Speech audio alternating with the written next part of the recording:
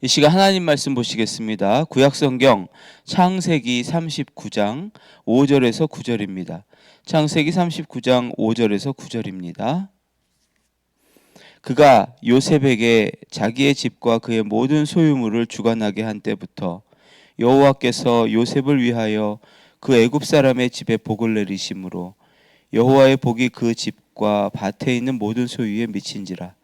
주인이 그의 소유를 다 요셉의 손에 위탁하고 자기가 먹는 음식 외에는 간섭하지 아니하였더라.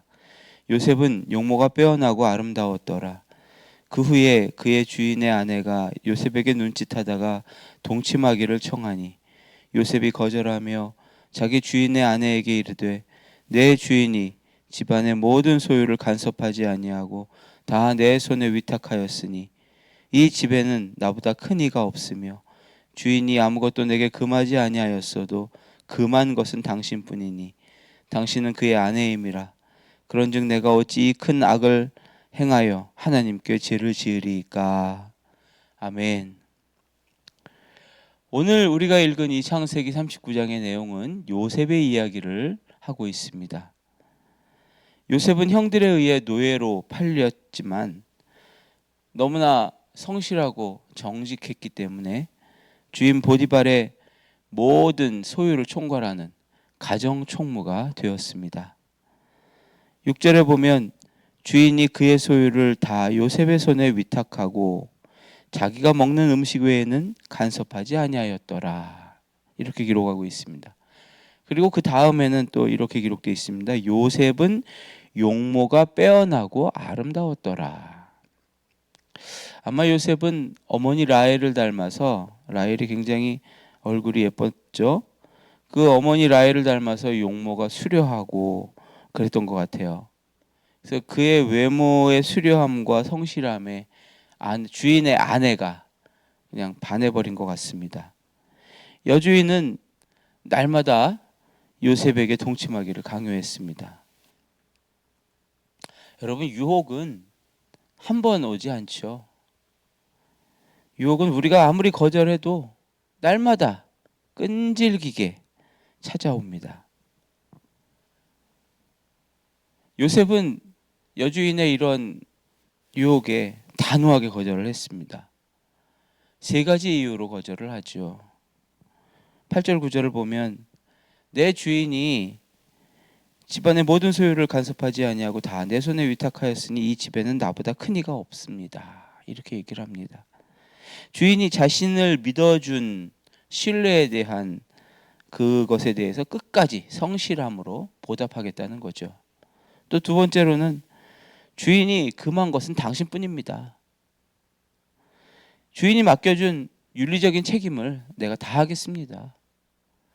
그리고 세 번째는 그런즉 내가 어찌 이 큰 악을 행하여 하나님께 죄를 지으리까. 이게 가장 중요하죠. 요셉이 무엇보다 하나님을 두려워했던 것입니다.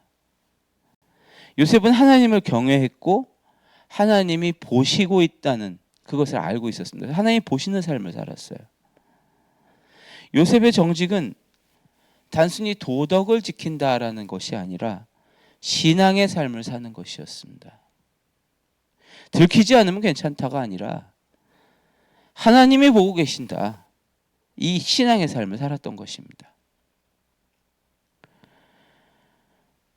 그러나 악은 이 요셉을 끝까지 괴롭혔어요. 끝까지 위기로 몰아넣어요.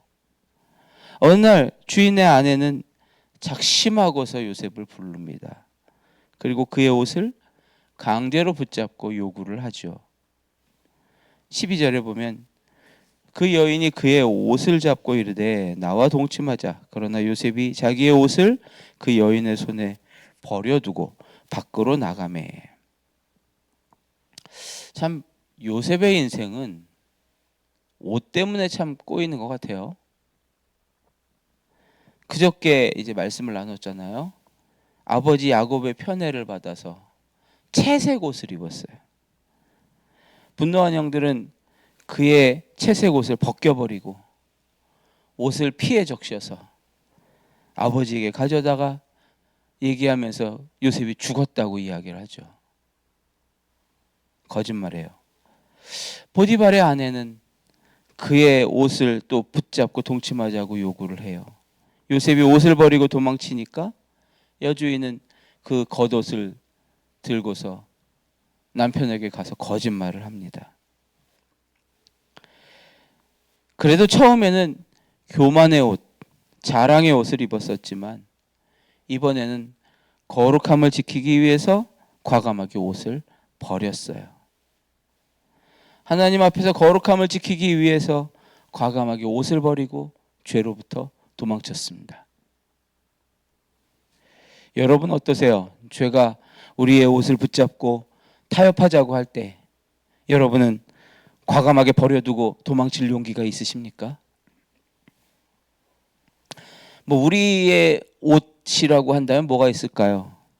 사람들의 평판, 아니면 사람 입고 있을 때 얻을 수 있는 어떤 이익들, 자존심, 명예와 같은 것들이 우리의 옷이 될 수 있겠죠.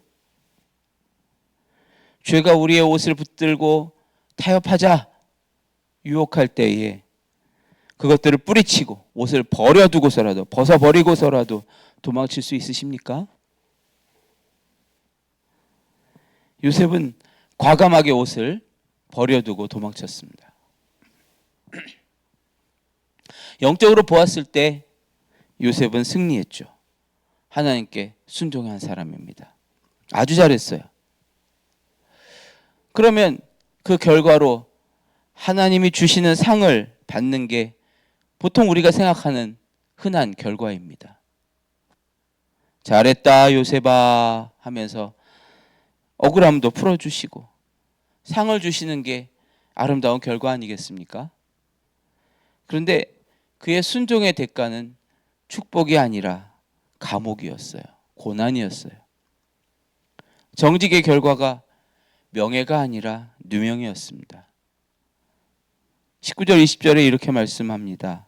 그의 주인이 심히 노한지라 이에 요셉이 잡혀 옥에 갇히니 그 옥은 왕의 죄수를 가두는 곳이었더라.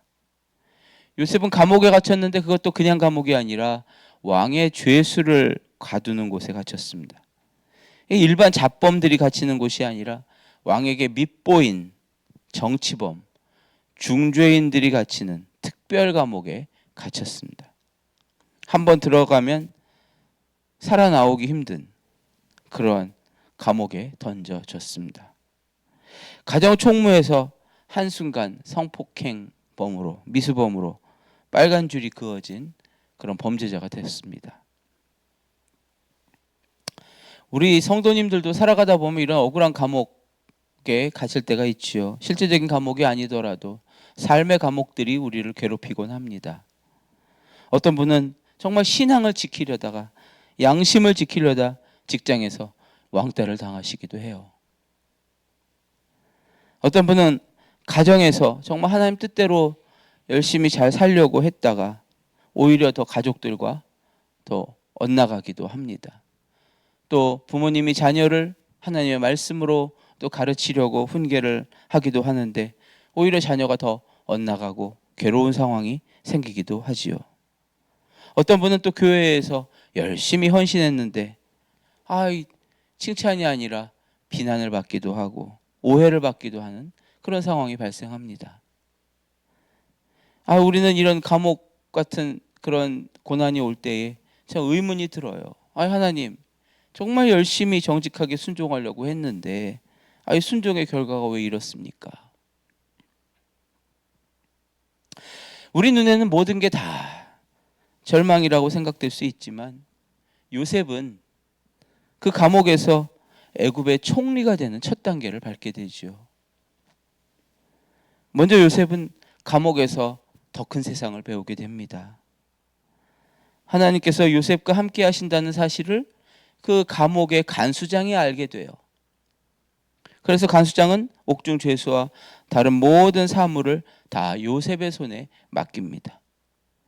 23절에 보면 간수장은 아무것도 살피지 아니하였으니 이는 여호와께서 요셉과 함께 하심이라 여호와께서 그를 범사에 형통하게 하셨더라. 요셉은 감옥에 갇혔지만 세상은 요셉을 감옥에 가두려고 했지만 하나님께서는 오히려 그 감옥을 통째로 요셉에게 맡겨버리셨어요. 그리고 정치인들과 새로운 세상을 배우게 하셨습니다. 감옥에 겉으로 볼 땐 감옥의 죄수였지만 또 다른 측면에서는 감옥의 경영자가 되고 있었습니다. 그리고 결정적으로 요셉은 그곳에서 애굽 왕의 최측근 두 사람을 만나게 되죠. 술 맡은 관원장과 빵 맡은 관원장을 만나면서 그들을 통해 애굽 왕에게 나아갈 수 있는 길이 열리게 됩니다. 여러분의 삶이 지금 어떠하시든지 요셉과 같은 거룩함을 지키십시오. 세상에 여러분의 옷을 붙잡고 유혹할지라도 그 옷을 내려놓고 뛰쳐나올 수 있는 용기가, 믿음이 있으시기를 축복합니다. 만약 여러분이 순종했음에도 불구하고 더 큰 어려움이 생긴다면 그것은 결코 망하는 길이 아닙니다. 오히려 여러분 더 큰 축복으로 나아가는 길임을 믿으시길 바랍니다. 하나님은 요셉이 어딜 가든지 형통케 하시고 축복자임을 보여주셨습니다. 보디발의 집에서도 사람들이 알 수 있는 형태로 보여주셨고 감옥에 갇혀서도 간수장이 알 수 있는 형태로 하나님의 함께하심을 보여주셨습니다. 하나님은 우리가 겪는 억울한 이 감옥조차도 당신의 위대한 계획을 이루는 도구로 사용하시는 분이십니다.